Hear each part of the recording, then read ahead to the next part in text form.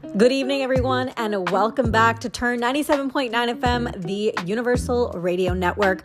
I'm Henna, and tonight I'm filling in for Sapreet, who's taking a very well-deserved night off. So if things get slightly chaotic, we're just going to call it creative freedom because this was a last-minute switch out. So I'm doing my absolute best here tonight, but Sapreet needs a little bit of a break. Her throat is a little sore, so I was like, of course, I will definitely jump in for you. I know I was on air yesterday, but I have a whole brand new show for you tonight, and I'm coming to you from Toronto, where, like I said yesterday, it feels like it's not even spring. It's feeling like summer today, especially. The sun is out. People are outside. There was so much energy when I was outside today walking around. I went to a coffee shop to do some work, and it was just really nice to see everybody. And it's not like a winter, nobody's wearing winter jackets anymore. It's literally like hoodies or even t-shirts, maybe like a light jacket. It is such beautiful weather here in Toronto. And meanwhile, from what I'm hearing, Edmonton is still in its winter mode, and it is what it is. It is Edmonton. I've been there my whole life, so I know exactly what that feels like, and I don't envy any Edmontonian right now, but I do love Edmonton's summertime. It'll be my first time experiencing summer in Toronto. I visited, but on a long time. I haven't stayed a long time in Toronto to experience it fully, but I know Edmonton summer, and I love Edmonton summer. I think it's such a good time, and there's so many festivals and things happening. So I do envy Edmonton for that. But we have a great show lined up for you tonight. We're going to talk about the Oilers again. And we're going to talk about tonight's matchup against Colorado. We're going to talk about some South Asian nostalgia that I think every immigrant household will recognize. We're going to talk about what's happening in Punjabi music right now as artists keep taking over arenas. And I have some fun free things happening around Edmonton this spring that you guys can check out as well. And a funny internet trend that I may or may not have personally fallen into. Also, March Madness is back at Go Nissan South, and it's bigger than ever. You can get 0% financing on new and used inventory and save up to $13,000 on a vehicle, plus so much more. Visit Go Nissan South before the end of the month, okay? And we also have some great music for you lined up, including a new track called Nasha from an artist that goes by Shiv. So big shout out to him. We're going to play that right away here, and we're going to be introducing that on our show for the first time. Again, the song is called Nasha from Shiv. So stick around. You're listening to Turn 97.9 FM. I got Nasha lined up, and then I'm going to play some What a Shame by J.R. Rhodes right here on Turn Radio. All right, quick Oilers check-in tonight. Edmonton picked up a 4-2 win over the Vegas Golden Knights on Sunday with Connor Ingram stopping 24 shots. It was a pretty solid defensive effort overall, which is something the Oilers have been trying to tighten up lately. Leon Draisaitl stayed hot, scoring again. That's 5 goals in his last 5 games, and he's now on a 5-game point streak with 12 points. Connor McDavid added 2 assists, and the Oilers were able to close it out with an empty netter from Kasperi Kapanen. I can never say that. Kasperi Kapanen. I added another N. Kasperi Kapanen. One of the biggest positives from that game was the defensive structure, though. So coach Chris Knoblaw said the team did a good job keeping Vegas mostly to the outside and limiting dangerous chances. Okay, so now we're going to focus the shift on tonight's matchup, though. The Oilers are taking on the Colorado Avalanche, which is always one of the tougher tests in the Western Conference. Colorado plays very fast. They generate a ton of offense. And, guys like Nathan McKinnon and Cale Makar, they can change the game very quickly. So the big question for tonight, though, for my listeners, if the Oilers bring the same defensive discipline we saw against Vegas, do you think they can slow down Colorado's attack and keep the road trip momentum going? Let me know. DM me at the Universal Radio. We can talk sports all night long, and we'll keep an eye on the game as well for you. Right now, I got some music lined up for you. I got Deep in My Eyes by Pav Daria, and then Designer by Nimrith Kara and Deep Jandu right here on 97.9 FM. You know what's so funny about Bollywood music from the early 2000s? Even if you haven't heard a song in 10 or 15 years, the second it starts playing, your brain just remembers everything. Like, I remember the music video, like the song from the movie. Like, I remember everything. And I remember the melody, the lyrics, and I especially remember the dance moves, okay? I realized this yesterday when I was scrolling online and saw one of those ridiculous AI cat videos. I don't know. It's like a thing now. I don't know if it's my algorithm or what, but it's crazy what people are making with AI. And this cat was dancing to the song Aisa Jadoo from the movie Kaki. You know the one with Lara Dutta in it, looking absolutely fabulous. And I swear I haven't watched that music video or heard that song in years. But the second it started playing, my brain immediately knew what was coming. Okay, that crazy hook step that Lara Dutta does in the middle of the song where she's like pounding her chest. Aisa Jadoo Dal, and then she does that. You know what I mean? You know. And I knew that move was happening before the cat even did it. I danced with the cat last night and I was rolling laughing. It was so funny, okay? And it made me realize something about that entire era of Bollywood music in the early 2000s. Those songs didn't just become popular because they were good music. You know, they actually also became very hardwired into our collective memory. Movies like Kabhi Khushi Kabhi Gum, Kal Ho Na Ho, and Salam Namaste didn't just have good music, right? They had songs with iconic choreography and hook steps that everybody knew. You know the Hrithik Roshan one from one of his first movies? Everybody knows that song. Like, everybody knows that little hand move that he does. Everyone does it. It's just part of it. And Kala Chashma, everyone knows what to do with Kala Chashma. Like, everybody knows what the steps are. For example, if somebody plays Bole Chudiyan from Kabhi Khushi Kabhi Gum, you don't even need to think about it. People instantly remember the arm movements and even the group choreography. Everyone's looking through their chudiyan, man or woman. Everyone has their chudiyan on, you know? And, or like Pretty Woman from Kal Ho Na Ho. Shah Rukh Khan walking down the street with his swag. You know, everybody knows it. And he puts his arms out. That's very iconic Shah Rukh Khan. And then My Dil Goes from Salam Namaste, where he puts his hand over his chest and he goes, My Dil Goes you know? The whole song is just, I love that. And I did that review actually quite a few months ago. I watched Salam Namaste after such a long time, and it's still one of the best movies ever. And you know, the crazy thing about these hook steps and everything, and these trends that used to happen, this is long before TikTok, long before social media. Today, artists intentionally design songs with hook steps in them that will go viral online.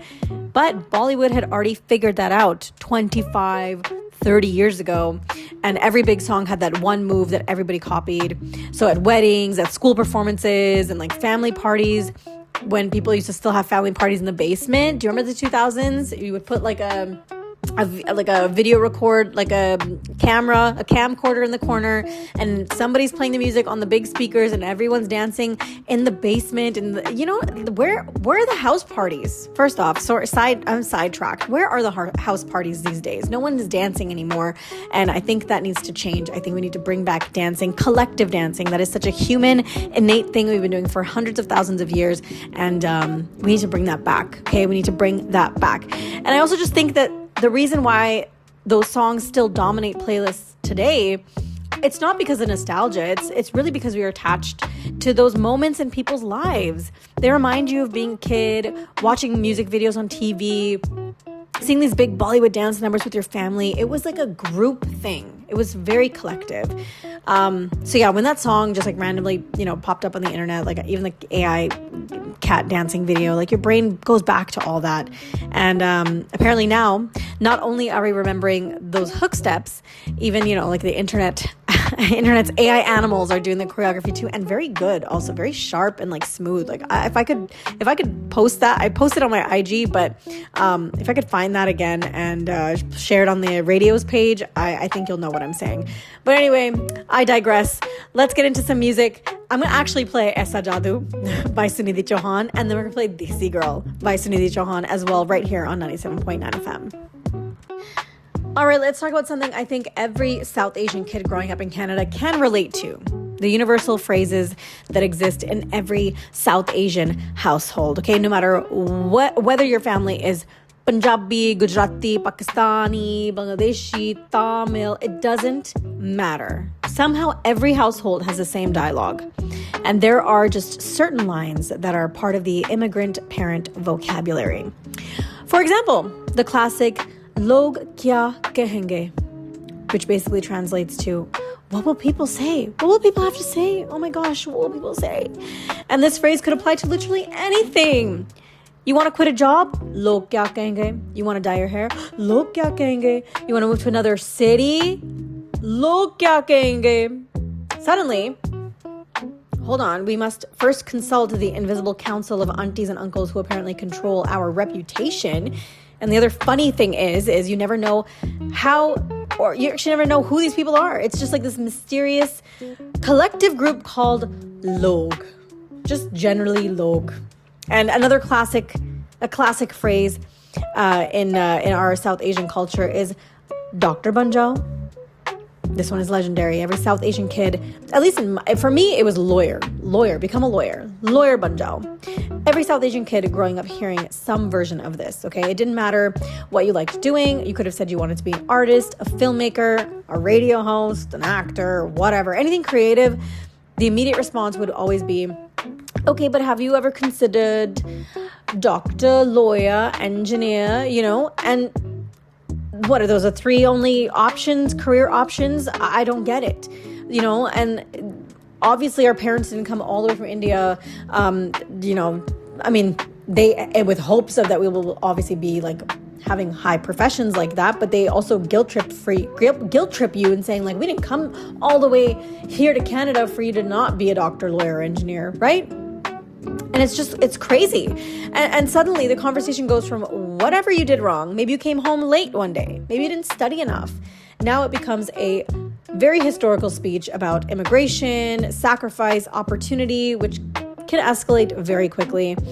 But the funny thing is, when you grow up and you think about it, those phrases are also part of the immigrant story, right? So our parents did come to a new country, figured some things out. They want stability. So like, I don't blame them, but also like, people are doing all different things now. People are working in media, film, tech, music, entrepreneurship, and they're so successful at it. And they're paving the way. The things that our parents couldn't do, we're doing, and we're trying new things and making a successful run at it. But even today, I guarantee somewhere in Canada right now, there is a South Asian parent telling their toddler that they need to be a doctor one day and all of that. And I think that'll never end. I think that line might just outlive all of us. Maybe if I ever had kids one day, maybe it'll come out of my mouth and I'll be like, oh my God, I've just become my parents. Oh my goodness. I don't even know what I would do in that moment. Anyways, let's keep the music going. I'm going to play some Karan Aujla right now. This is Don't Worry. And then we're going to play some Pehla Lalkare by Amar Singh Jamkila right here on 97.9.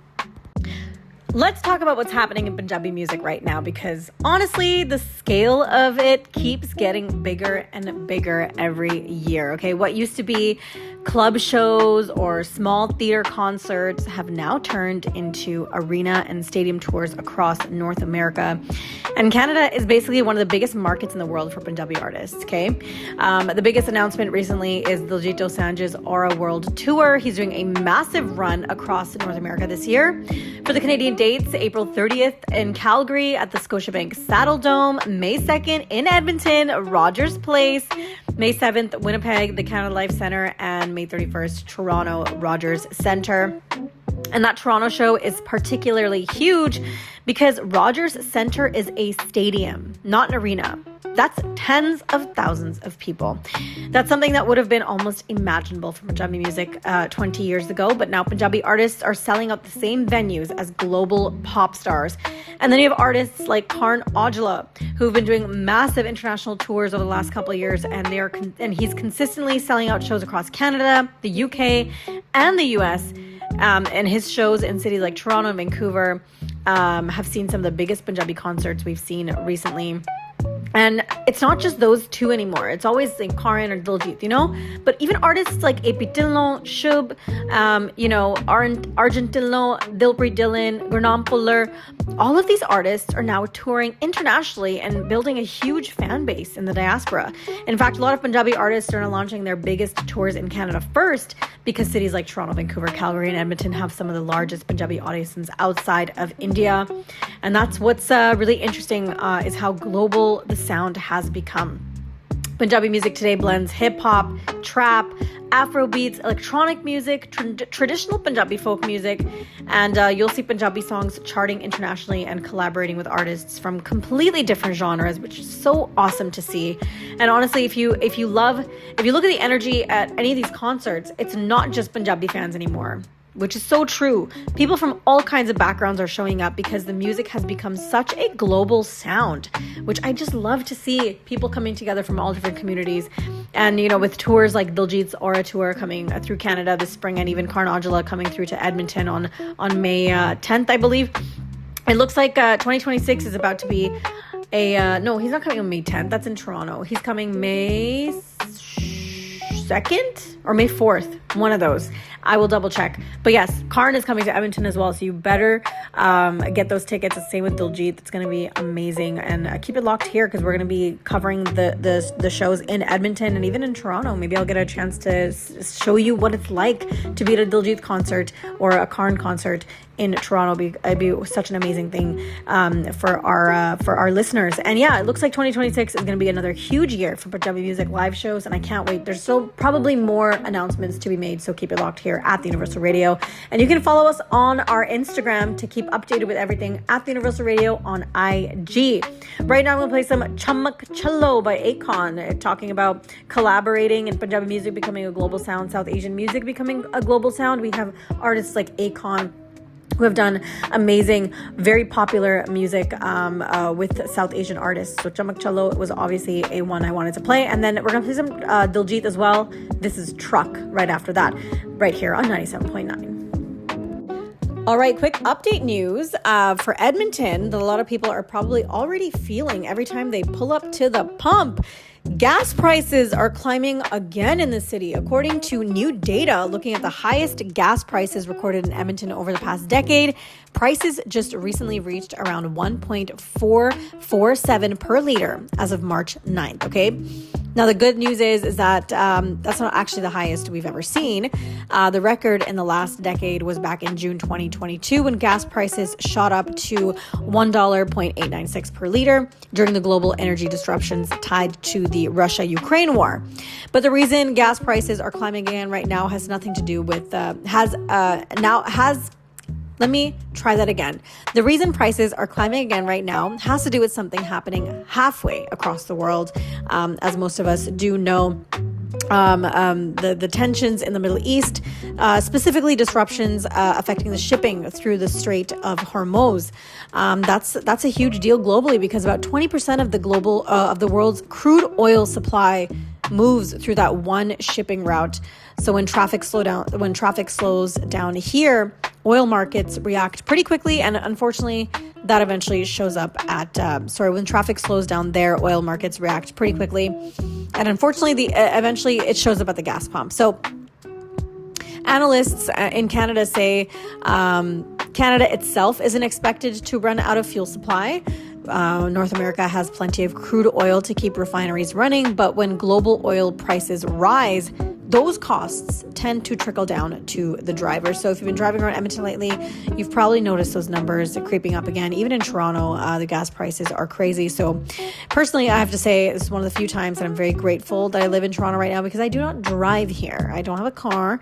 And honestly, thank God, driving in Toronto is basically a competitive sport. The streetcar takes up half of the road. I don't even know how people do this. So I don't want to try yet. I'm just going to learn how to take the streetcar and then I'll work my way back up to driving a car. But when I'm back in Edmonton, I'm driving. I cannot wait. It's 4 months without driving. Do I even know how to drive anymore? might have to take my road test again. Who knows? Okay. But yeah, so while Edmonton drivers are watching those, the pump prices go up, I'm just over here happily tapping my Presto card and letting the TTC deal with it. Not my problem. Anyway, this is Sira by Guru Nava and then Here by Gurdasman right here on 97.9. All right, another Oilers conversation that's starting to circulate right now, and this one is kind of interesting. A new report from NHL insider David Pagnotta says the Oilers are actually discussing the possibility of moving Darnell Nurse around the trade deadline.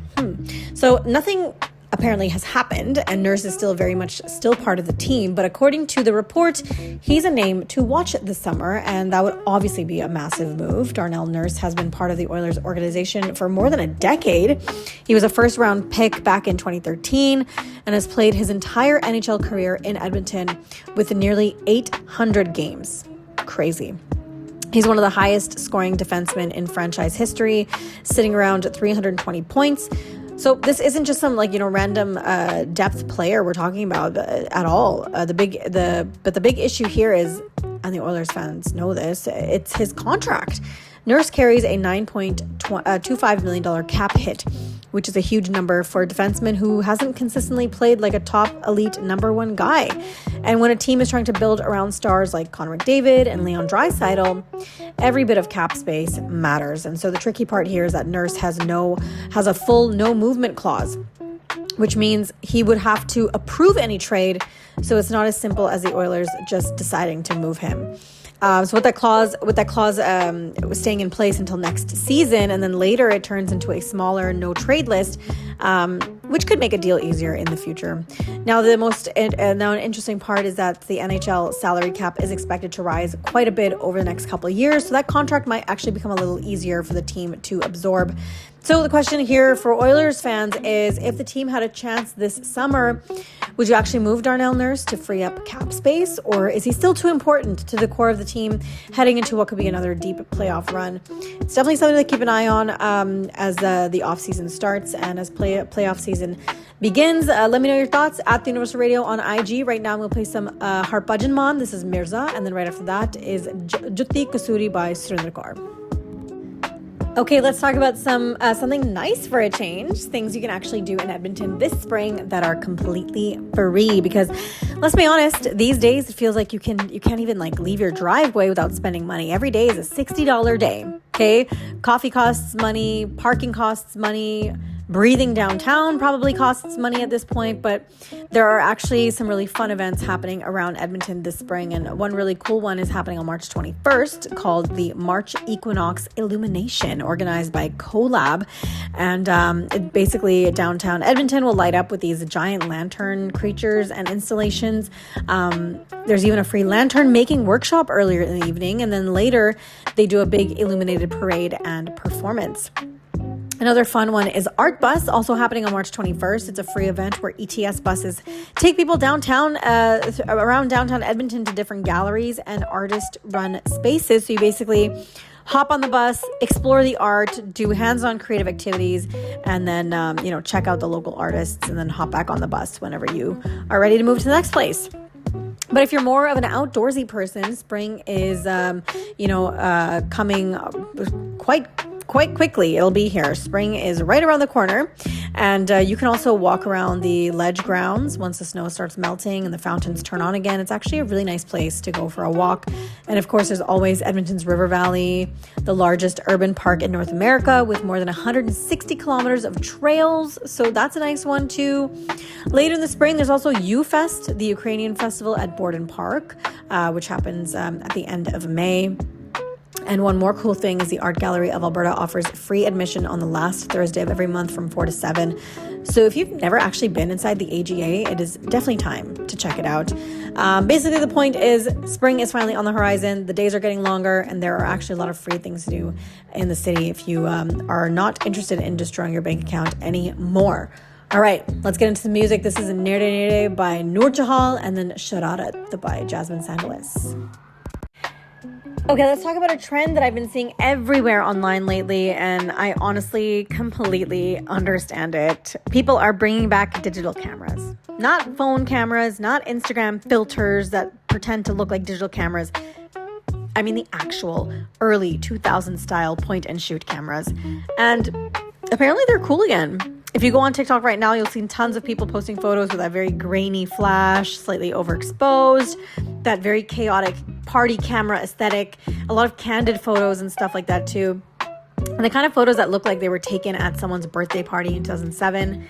I have pictures from that time, real pictures from birthday parties in 2007 that look just like that.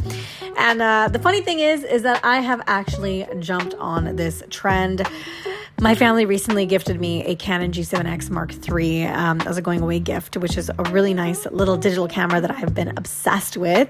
There's just something about taking photos on a real camera again. You know, you're not instantly editing them. You're not overthinking the lighting or the angles. You're just capturing a moment. And then I went even further into the nostalgia rabbit hole. I bought some disposable cameras, which by the way are shockingly expensive now. I remember when you could buy a pack of 20 for like $10.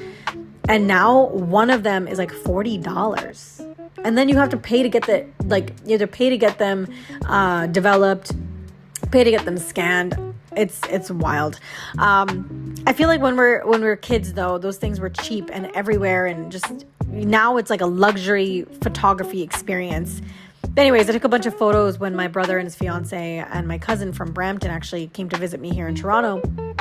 And the photos came out so good. There's just something about disposable camera photos that just look more real and unfiltered.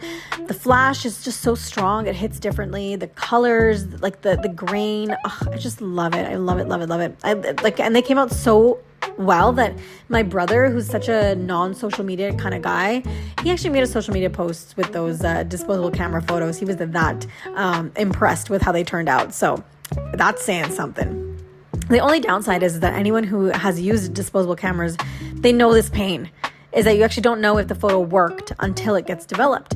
And of course, when I got the photos back, a couple of them didn't develop properly. Like something with the flash, like it was like blown out, like it didn't go off properly, or like a lot of the film reel, half of it was just like empty photos.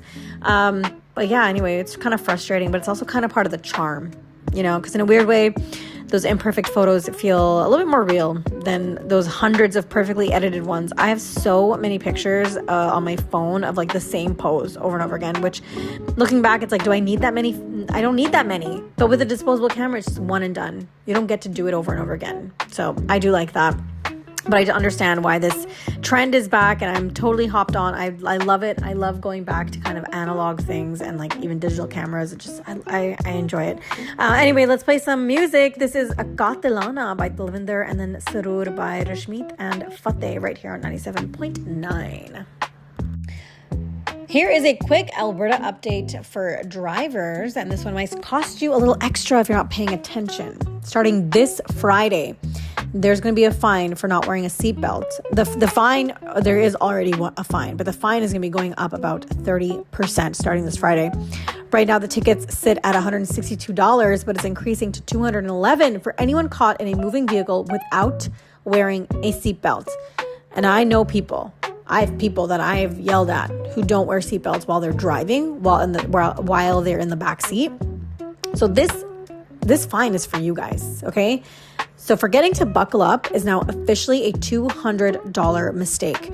The RCMP say the change is meant to remind drivers that seatbelts are still one of the most important safety features in any vehicle. Airbags, modern braking systems, collision alerts, Teslas that drive themselves. Yeah, all of that technology helps, but those systems are designed to work with seatbelts, not to replace them.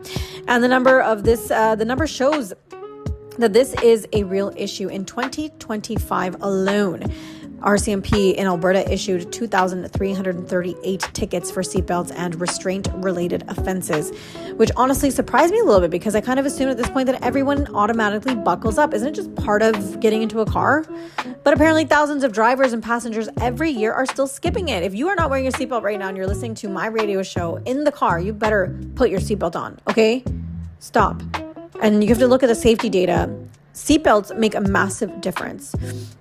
Have you ever seen like what those crash test dummies look like in the cars when it crashes into something? They go straight through the windshield. So please, wearing a seatbelt reduces the risk of death in a crash by about 45% for front seat passengers. It reduces the risk of serious injury by roughly 50%. And people who are ejected from a vehicle during a crash, which usually happens when they aren't wearing a seatbelt, are 4 times more likely to die.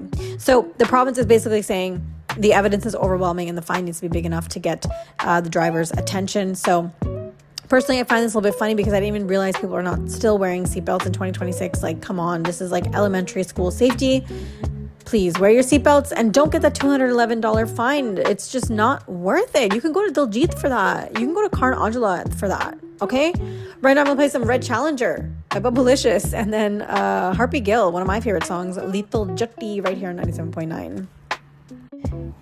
All right, before we wrap up tonight, I want to circle back on something we talked about a little bit in my last show, which was yesterday, which, has been, this topic has been hitting me a little bit this past week. And it's that weird feeling that happens when you move to a new city because, I still feel very connected to my old city, Edmonton. And right now my life is kind of split between Toronto and Edmonton. I'm physically in Toronto, walking around the city, figuring out neighborhoods, learning the transit system, and finding coffee spots and grocery stores and all the little things that make a place feel familiar. But at the same time, every week I'm still talking about Edmonton on the radio, following the Oilers, reading Edmonton news, and seeing what's happening back home. So mentally, it kind of feels like I'm living in two places at once. And something really funny happened to me this week that made me really notice that, So, I was just thinking about when my brother and his fiance and my cousin who lives in Brampton, they came down to Toronto. It was really nice showing them around the city and walking around, grabbing food. But the funny thing is about having visitors when you've just moved somewhere is that people start asking you questions and I'm not the city expert, they're asking me, where should we go? What should we do? Blah, blah, blah. And I'm like, I don't know. You tell me. We're just going to stand there in the middle of the street and Google restaurants near me and figure out which direction to go. I have no idea. I'm starting to build the mental map of the city and I am getting a little bit more familiar with what's going on. Another big thing happened to me this week. It's made everything so much better for me and that I finally moved into my own permanent apartment here on my own. And that makes a huge difference because, when you're bouncing around or just temporarily staying somewhere, it just never quite feels like settled. I never felt so settled. And now that I'm in my own actual place, suddenly it feels like, okay, this is my home now. This is going to be nice. I can invite my friends over. I can have people over. I can come and go as I please. I can talk to myself like a lunatic all I want. I can sing as loud as I feel like. And this is why this is home. And I'm starting to unpack some things and all of that. And it's just been great. The weather's been great. Sun's out. It just feels so good. It feels like everything's coming together finally. And even though Edmonton will always feel like home in a lot of ways, Toronto is slowly starting to feel a little bit more like home this week especially, and more so in the next weeks to come. Right now I'm going to play Cardi by Shub, and then we're doing back-to-back Shub tonight. We're going to do Cardi, and then we're going to do Balenci by Shub as well right here on 97.9. All right, that brings us to the end of tonight's show on Turn 97.9 FM. This is Henna. You've been here with me all evening up until about 8 o'clock tonight. We talked about quite a bit, hey? We talked about the Oilers and their win over Vegas, and we talked about some interesting trade rumors around Darnell Nurse, why 2000s Bollywood songs are permanently embedded in our brains and all the dance moves that go along with it. And we talked about what's happening in Punjabi music with artists like Diljit that keep taking over arenas and Karn Aujla doing big things. And I even shared some free things you guys can check out around Edmonton this spring. And also March Madness is back at Go Nissan South, and it is bigger than ever. You can get 0% financing on new and used inventory and save up to $13,000 on a vehicle, plus so much more. Visit Go Nissan South before the end of the month. We also talked about how the internet trend of digital cameras and disposable cameras is coming back again, and I'm so on board with it. And of course, we wrap things up with a little reflection on what's going on in my life, moving to a new city and still staying connected to home. So thank you so much for listening tonight. You should definitely follow us on our Instagram and our TikTok at The Universal Radio. We're definitely going to be having a lot more content up there, especially with some of the interviews we have planned. We have Juno's coverage coming up in the next few weeks, and just we have lots happening. So definitely give us a follow and share, like, everything, all of that. But until next time, take care of yourselves, stay safe, and if you're driving tonight, remember to buckle up, please, okay? The tickets are $200 now. Stop it. Don't put your seatbelt on. Anyway, I'm Henna, and this has been Turn 97.9 FM. Good night, everyone. But before that, Mere Rakshak Kamar by Nusrat Fateh Ali Khan, and then Mehboob Mere by Sunidhi Chauhan right here on 97.9. Good night.